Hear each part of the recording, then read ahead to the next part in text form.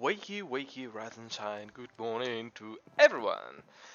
Hello, everyone, and welcome back in a new episode of our Minecraft series. And as the sun is rising, so are we beginning today's episode. So, in the last episode, we worked on the Nether. We did a lot of various stuff. Allow me to show you also what I've been doing off camera a little bit. And down in the dimly lit depths of the Nether, here we have the product of the last episode. This room, our poultry room, we can see that I've went for this see-through floor, which I'm very pleased with. And also I've had to place basically everywhere is slabs. Our floor is entirely made, or for the most part, made of slabs, because we are in the battle deltas, and the issue is that magma cubes do spawn, even in at light level 10 or 14 or wherever. It doesn't matter. They still keep spawning. Therefore, we need to enact some more restrictive measures for preventing mob spawning. Also because I don't want to jump out of my portal and then having to straight away fight with a horde of magma cubes. Off camera, I've been building. I've started working on the actual iceways for the nearest portals. Here you can see, for example, we have. But I still have to work on the walls of the actual iceway. I've worked for the most part here. I've covered up the old tunnel that was up above, but I still plan on making a nicer landing area. And obviously I'll have to slab everything, because right now here magma cubes can still spawn, and that's definitely something we don't want. Apart from that, I've also been bartering a little bit with our piglins, but I didn't check out what they produce, so we can go and find out. Here we have our 4 piglins. Should be Francis, Justin, who are you? Jerome, okay. And lastly we have Albert. Okay, these are our 4 bartering piglins. And here they produced a little bit of things. Well, some iron, duh. Well, quartz is useful, crying obsidian is very good, and normal obsidian too, soul sand. We have not much of that. And well, some gravel, some miscellaneous items. Well, not bad, not bad. Could be better, could be worse.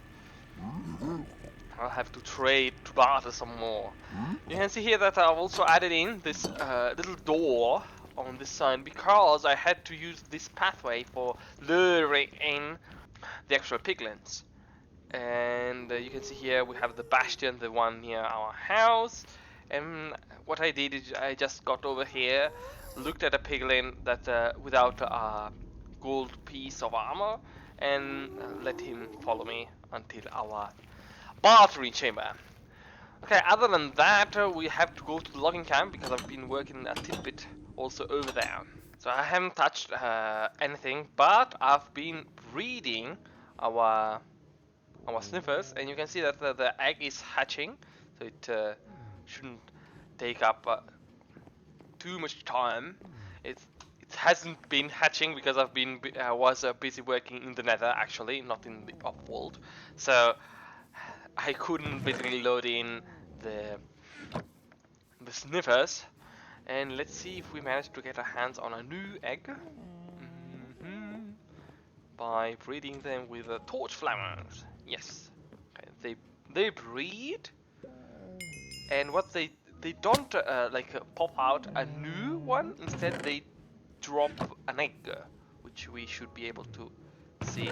Yes, over here. And that's also the reason why I chose to use some moss as the central piece of this little pen, because that way we can just directly hatch eggs onto it without having to add it in and remove it, or hatch them on in another place. This way, instead, we can just leave them here to hatch the eggs, and when they pop out, we can. They are ready, ready to farm. Okay, back up to the signboard we go. Here we are, and the sardines are already setting. Wow, time travels fast. So, in today's episode, I wanted to finally get something very important done that we haven't been working on, and it's been laying on our signboard since like forever, which is the mob farm. I want to place the mob farm around our house because I want to get my hands on, let's say, mob products in general, not just a specific one, but I do want to farm some strings, some bones, some gunpowder, because, well, the 50th episode is drawing nearer, and if you don't remember, on the 50th episode, my program is to go to on some elytra hunting, so some end busting. And for flying elytra, we are in dire need of 2 ingredients. So, well, we are in dire need of rockets, and for rockets we need paper and gunpowder. Paper we are very well covered because this farm has been producing non-stop since like episode 10. And I've rarely accessed its resources that it's produced. Instead, we're in desperate need of some sort of creeper farming. But since we are already, I don't want to make just a creeper only farm because I don't find it worth it. Instead, by just having a general mob farm, we can farm a whole lot of different resources that we can then use to our projects. So, first of all, we need to choose where to place it, and for choosing places, we need to get to our map room. And here we are, and you can already start to, well, begin to see some changes on our map, which have been dutifully updating. So, for example, we can see here the yellow roof of the thatched hut in which the butcher and the leather worker do live, which instead on this map it's still missing, and also the portal garden is lacking. While here you can see it very clearly with this black spot, black and red. Okay, so I was thinking of placing our farm on the ground. I know, it's a little bit weird for placements. Usually when you want to make a maximum efficiency farm, you want to place it up in the sky, high enough, so that you don't load in the actual surroundings, because you can see there we have some mobs spawning. Well, a lot of mobs actually, and these are all lost spawning tents for our farm. So what we are going to have to do is increase our efforts of lighting up the entire place. And I wanted to do it to build a tower. So I want to build it on mostly above ground, maybe some part underground, but for the most part I was thinking of making a big bulky tower that pierces the sky. Well, for what concerns the position of the actual tower, we have various different places. We can, since this is going to be a farm, we can also place it on the less, let's say, buildable parts of our base. So basically on slopes or that kind of things, because well, we don't require for it to be accessible. We don't have to walk in because it's going to be a very big farm. So not here. I don't want it here, but we could think about either putting it here on and it starts raining, as per our usual. We could put it here on this slope, but bear in mind I want to do the road, so the things might get a little bit cramped if we shove it in here. Instead, on the other side, like over there, could be a viable solution, because it doesn't look like from this view, but the hill here is quite steep. So by you filling in the place with a farm, we could also avoid having to use this space for something else. And it's on this part of the base is mostly lit, so the need and being in front of the shore, it's going to definitely reduce the need of lighting up everything because we have water. So I'll get on with our project. Start by clearing out a little bit of an area and start the building.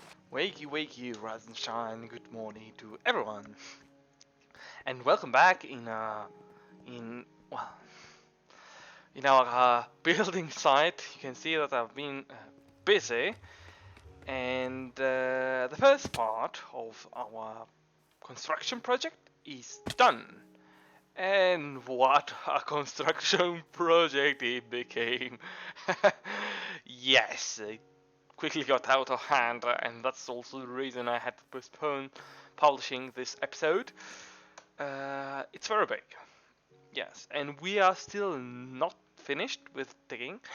I've just arrived to the target height for what concerns the actual dig site, because underneath we are going to have the storage room. So I've counted in some 10 blocks, some 10 additional blocks of depth for the storage part, but we are not going to build it yet because first there are a couple of things that have to be done. Well, we will be just temporarily putting in a double chest, just to have some sort of item collection down there. Instead, we are working with the collection system first, and for that we are going to use ice.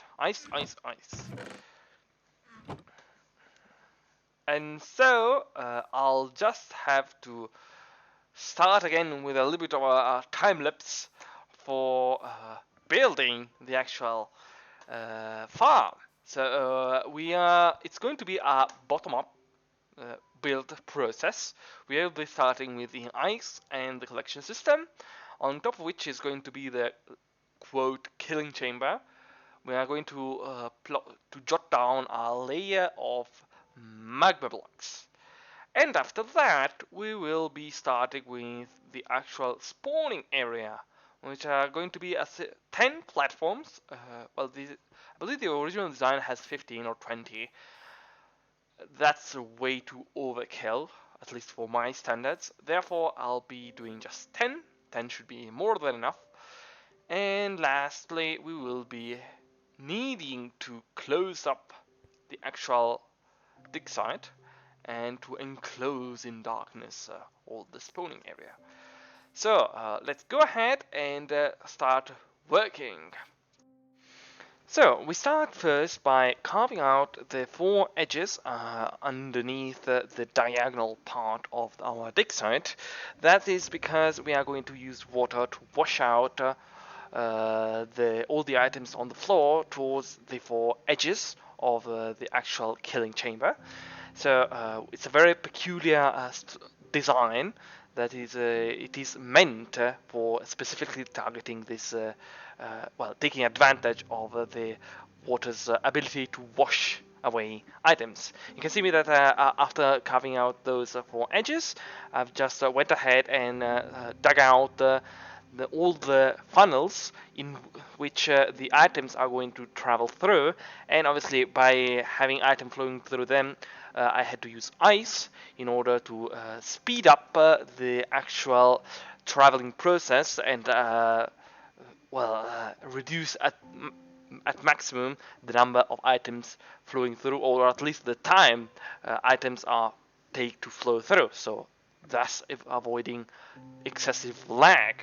Last but not least, we are covering everything with magma blocks, because sometimes it may be that mobs do not die from fall damage, and so we have to kill them using the magma block. What comes next is basically the main part of the actual building. You can see that I've already skipped a little bit ahead and built the bottommost part of where the spawning platforms are going to be. This is because on the bottommost part we have a peculiar little mechanism which dispenses water based on basically the impulse above, and that little bit of water is needed for washing away all the items, as I've said previously. So you can see that while I'm building all the different platforms, I'm also raising the basalt core. Inside that core there is a series of pistons and resting blocks which are basically switching the iron trapdoors, and therefore flooding and drying up the various platforms. And you can see that we have an intermittent set of platforms which are wet and dry. This is to ensure that the production remains constant for all the time that the farm is turned on.